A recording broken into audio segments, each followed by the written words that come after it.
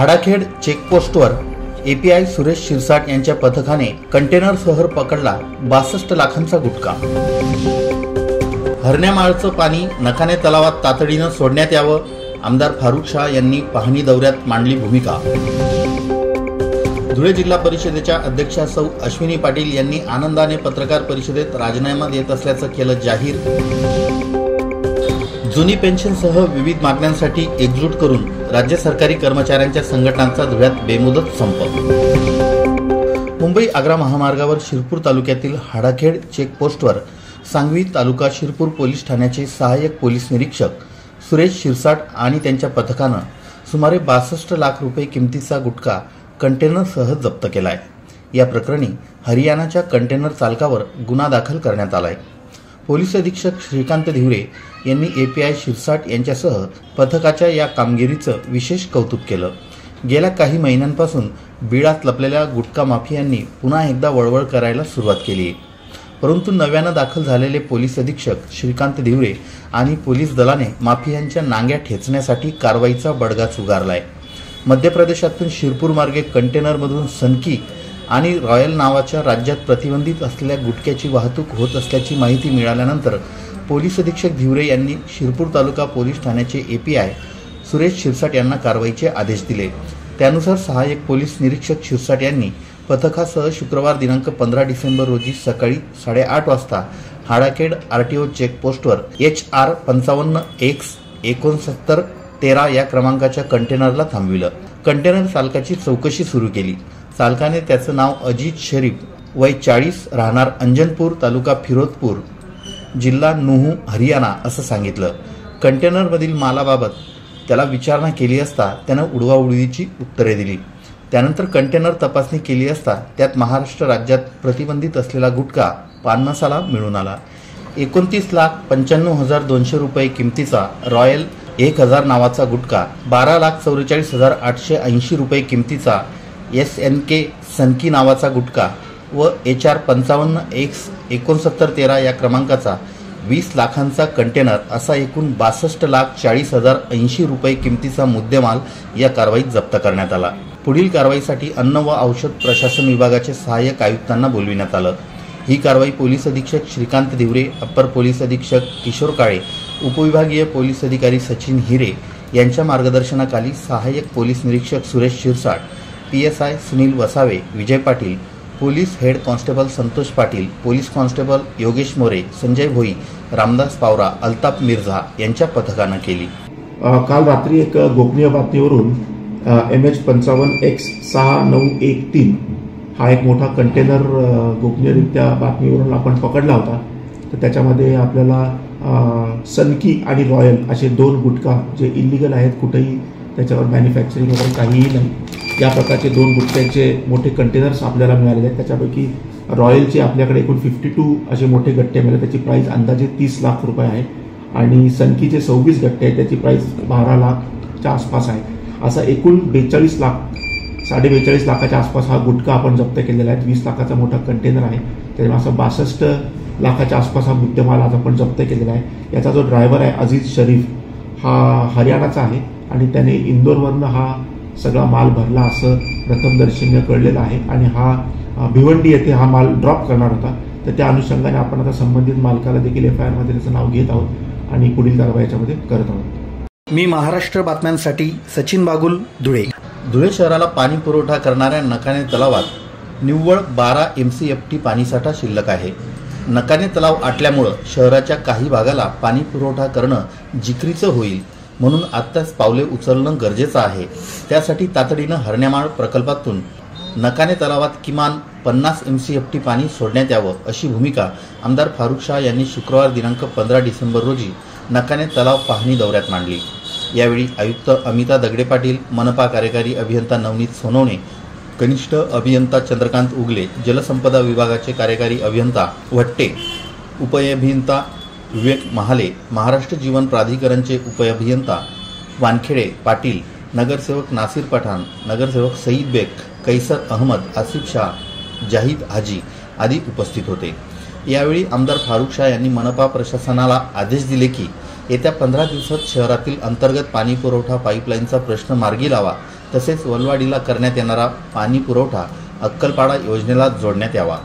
नकाने तलाव येथे येऊन पाहणी केलेली आहे, कारण आपण बघितलं असेल की आम्ही शहरवासियांची जे काही समस्या आहे त्या सर्व समस्यांवर आमचं लक्ष आहे आणि त्यासाठी आम्ही प्रयत्न करतो आणि काम करतो।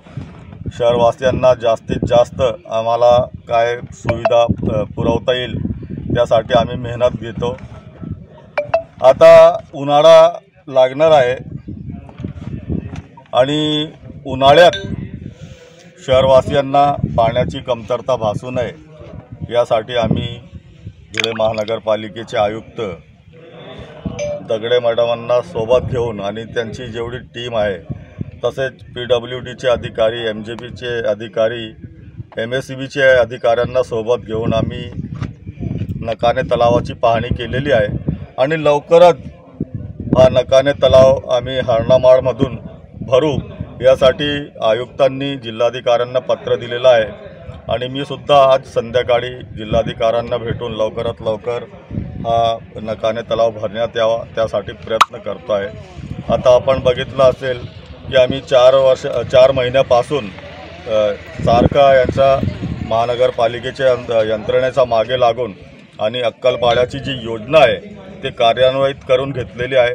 आता 80% क्षमतेने अक्कलपाड्याची योजना सुरू आहे आणि पुढच्या 15-20 दिवसात 1 महिन्यात 100% क्षमतेने अक्कलपाड्याची योजना आम्ही शहरात सुरू करणार आहोत। आणि आता आम्ही जे लोकांना शब्द दिलेला होता, आम्ही गाजर दाखवत नाही लोकांना, आम्ही जे बोलतो तोच करतो आणि किमान 2 दिवसाआड पूर्ण शहरवासियांना पाणी पुरवठा होईल त्यासाठी आमचे प्रयत्न सुरू आहे आणि 1 महिन्यानंतर पूर्ण शहरवासियांना 2 दिवसाआड पाणी आम्ही देऊ असे मी सांगतो आणि इथेच थांबतो। जय हिंद, जय महाराष्ट्र। मी महाराष्ट्र बातम्यांसाठी सचिन बागुल, धुळे। गुरुवार दिनांक 14 डिसेंबर रोजी अखेर जिल्हा परिषदेच्या अध्यक्षा सौ अश्विनी पाटील यांनी आनंदाने यशवंतराव चव्हाण सभागृहात झालेल्या पत्रकार परिषदेत पदाचा बहुचर्चित राजीनामा देत असल्याचं जाहीर केलं। हा राजीनामा त्यांना विभागीय आयुक्तांना सादर करावा लागणार आहे। दरम्यान या राजीनाम्याला अविश्वास ठराव, उचलबांगडी अशा अनेक चर्चांची किनार लाभली होती। 14 महिन्यांच्या अध्यक्षपदाच्या काळात लोकांच्या स्मरणात राहतील अशी कामे केल्याचा दावा पत्रकार परिषदेत जिल्हा परिषद अध्यक्षा सौ अश्विनी पाटील यांनी केला। पक्षश्रेष्ठींशी प्रत्यक्ष चर्चा करून आनंदाने राजीनामा देत असल्याचं त्यांनी सांगितलं। दरम्यान सौ अश्विनी पाटील यांच्या राजीनाम्यानंतर आता कुसुमताई, मंगलाताई, ज्योतिताईंची नावे पदासाठी अग्रस्थानी असून जिल्हा परिषदेच्या नव्या अध्यक्षा कोण असतील याची उत्सुकता निर्माण झाली आहे।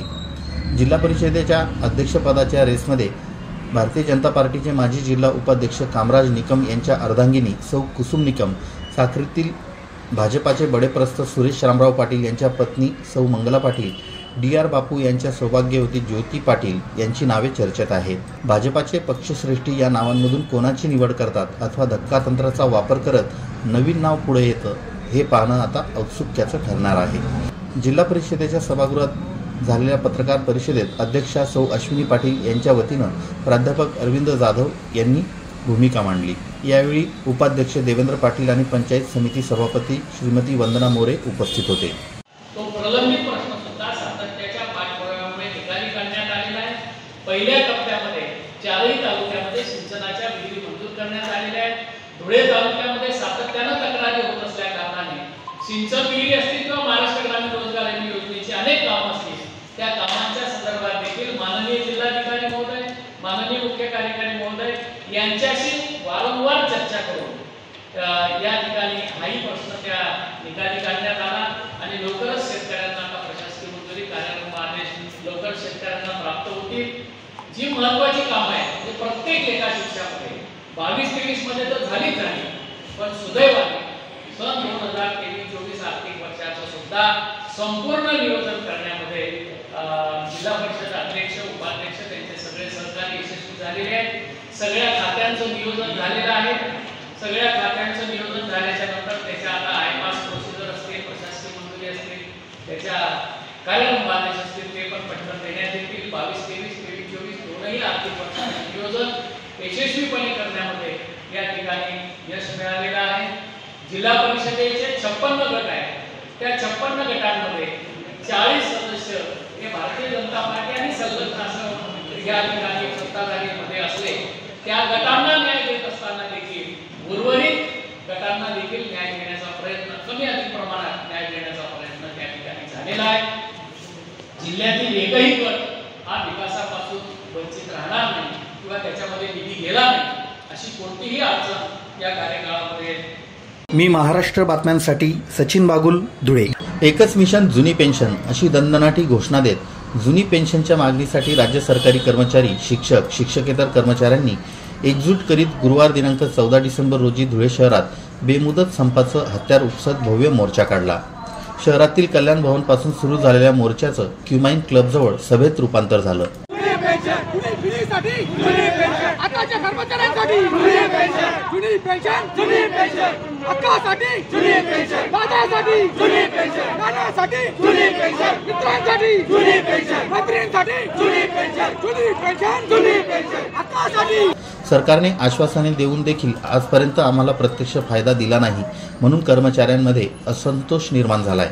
सरकारने अजूनही दखल घेतली नाही तर संपूर्ण शासकीय यंत्रणा ठप्प केली जाईल असा इशारा यावेळी राज्य सरकारी कर्मचारी संघटनेचे जिल्हाध्यक्ष अशोक चौधरी यांनी दिला. दरम्यान कर्मचारी संपावर तर अधिकारी देखील एक दिवसीय सामूहिक रजेवर गेल्यामुळे शासकीय कामकाजावर मोठा परिणाम झालेला दिसून आला. अनेक नागरिकांना कामाविनाच परतावं लागलं. मोर्चात शासनाविरोधात जोरदार घोषणाबाजी करण्यात आली. मोर्चात संतोषी माता चौक, डॉक्टर बाबासाहेब आंबेडकर पुतळा, जेल रोड, राजवाडे संशोधन केंद्र, जुन्या महापालिकेमार्गे क्युमाइन क्लबजवळ पोहोचल्यानंतर मोर्चाचा समारोप करण्यात आला. यावेळी संघटनेच्या पदाधिकाऱ्यांनी उपस्थितांना संबोधित केलं. जोपर्यंत मागण्या मान्य होत नाही तोपर्यंत संप सुरूच राहील असा निर्धार यावेळी व्यक्त करण्यात आला. मोर्चात समन्वय समितीचे डॉक्टर संजय पाटील, जिल्हाध्यक्ष अशोक चौधरी, SU तायडे, माध्यमिक शिक्षक संघटनेचे संजय पवार, माध्यमिक मुख्याध्यापक संघटनेचे अध्यक्ष RV पाटील, उदय तोरोणे, वाल्मिक चव्हाण, मोहन कापसे, प्राध्यापक BA पाटील, प्राध्यापक सतीश पाटील, विजयकुमार ढोबळे, विजय देसले, सचिन गुंडलेकर, सुधीर पोटदार, सुरेश पाईकराव, दीपक पाटील, विनोद चौधरी, संजय जगताप, विजया बोरसे, वसंत पाडवी, हर्षा महाजन, माया बिराडे, योगेश जिरे, शिरीष पवार, दीपक महाले, सुनील देवकाते आदींसह विविध संघटनांचे पदाधिकारी सहभागी झाले होते. 7व्या वेतन आयोगातील तफावती दूर कराव्यात, बक्षीस समितीच्या अहवालात लिपिक वर्गीय कर्मचारी व इतर संवर्गावर झालेला अन्याय दूर करावा, रिक्त पदे सरळ सेवेने भरावीत, कंत्राटी सेवा बंद करावी, सरकारने कंत्राटी कर्मचाऱ्यांना सेवेत कायम करावं, शैक्षणिक क्षेत्रातील खाजगीकरण, दत्तक शाळा धोरण थांबवावं, शिक्षकांची पिळवणूक व इतर शैक्षणिक बाह्य कामे थांबवावीत, 8व्या वेतन आयोगाची समिती गठीत करण्यात यावी, एकच मिशन जुनी पेन्शन, PF RDA कायदा रद्द करावा या मागण्यांसाठी हा संप पुकारण्यात आला होता.